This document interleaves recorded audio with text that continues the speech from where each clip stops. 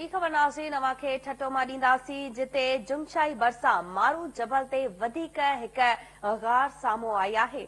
अवां खे अपडेट कयूं पिया ठटो मां ख़बर ॾियूं पिया जिते जुमशाई भरिसां मारू जबल ते वधीक हिक डिघी गार ज़ाहिर थी आहे।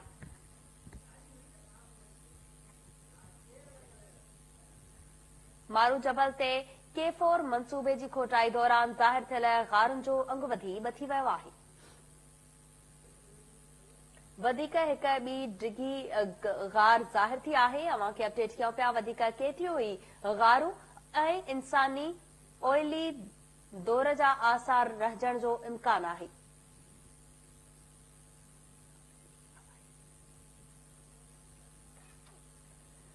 ठटो मां अवां खे ख़बर ॾियूं पिया आर्कियोलॉजी खाते समेत लाॻापियल इख़्तियारनि तोड़े ज़िलई इंतज़ामिया को बि हिन वक़्त ताईं तहरुक नाहे वरितो। ठटे में वधीक हिक गार ज़ाहिर थी आहे।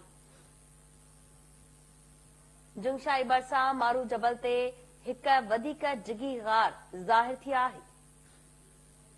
तफ़सील मालूम कंदासीं। टेलीफोन लाइन ते मौजूद आहे के न्यूज़ रिपोर्टर महबूब रोही।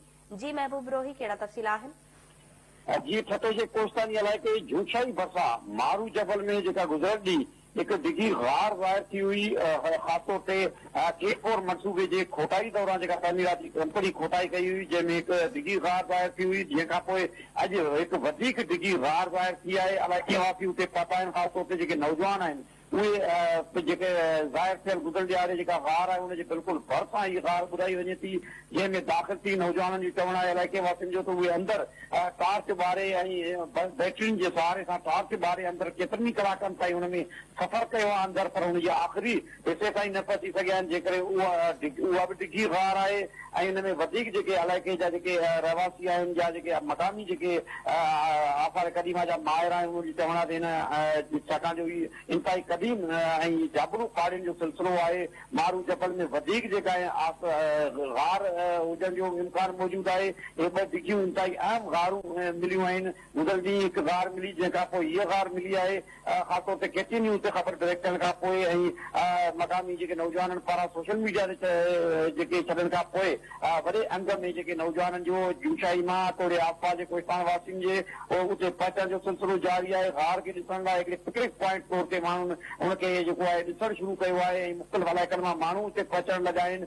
जेतोणीकि ॾूराई इलाइक़ो आहे कोस्तान जो तमामु घणो जेको आहे ॾुखियो सफ़र आहे उते, पर माण्हू उते पहुचनि था ऐं कोस्तान वासी उते पहुची अंदरि वञनि था, अंदरि कोशिशि कनि था, अंदरि दाख़िल थियनि था ऐं अंदरि हलिया वञनि था। डिघी गार आहे जंहिं करे हुन में इहो जेको आहे इम्कान ऐं ख़दशो मौजूदु आहे त अंदरि जेके खूनखार जानवर हुजनि उहे माण्हुनि ते हमलो करे सघनि था ऐं हुन सां गॾोगॾु जेके मक़ामी आसार क़दीमा जा जेके माहिर आहिनि उन्हनि जे चवण ते डिघी गार जेका ॿी ज़ाहिर थी आहे ऐं गुज़िरियल ॾियारे जेका गार ज़ाहिर थी आहे उन्हनि ते तहक़ीक़ करण जी ज़रूरत आहे। माण्हुनि जे अच वञ सां उन्हनि जेके आसार आहिनि उहे न रुॻो मुतासिर थींदा, पर हुन सां गॾोगॾु जेके इंसानी अर्तकाई दौर जो जेको आहे उन्हनि गारनि में माण्हुनि जे जेको आहे रहण ऐं उन्हनि जे इस्तेमालु थियण जी जेको आसार मिली सघनि था, उन लाइ तहक़ीक़ करण जी ज़रूरत आहे त उहे इंसानी अर्तकाई दौर में जेके उहे गार माण्हुनि लाइ इस्तेमालु थियल आहिनि या कुदरती तौर ते फितरी तौर ते इहे गार जेके आहिनि ठहियल आहिनि उन लाइ तहक़ीक़ करण जी ज़रूरत आहे। पर मुख़्तलिफ़ मक़ामी जेके माहिर आहिनि उन्हनि जो चवण आहे त गार जेके आहिनि गारनि जी जेको कुझु हिसो जेको आहे मुख़्तलिफ़ वक़्तनि ते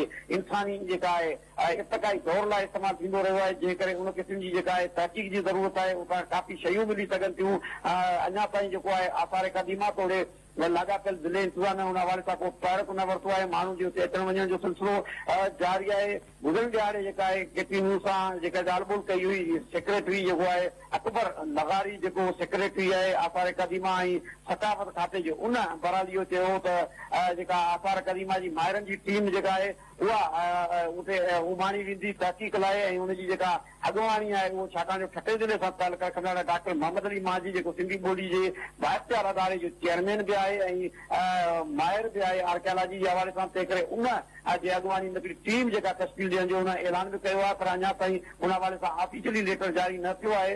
पर इहो जेको इतलाह जेके मिलिया आहिनि ॼाण बि आहे त मक़ामी जेके आहिनि या आर्कियोलॉजी जेका माहिर आहिनि। ठीकु आहे महबूब रोही, अपडेट करण लाइ तव्हांजी वॾी महिरबानी। ॿी ख़बर नाज़रीन अवां खे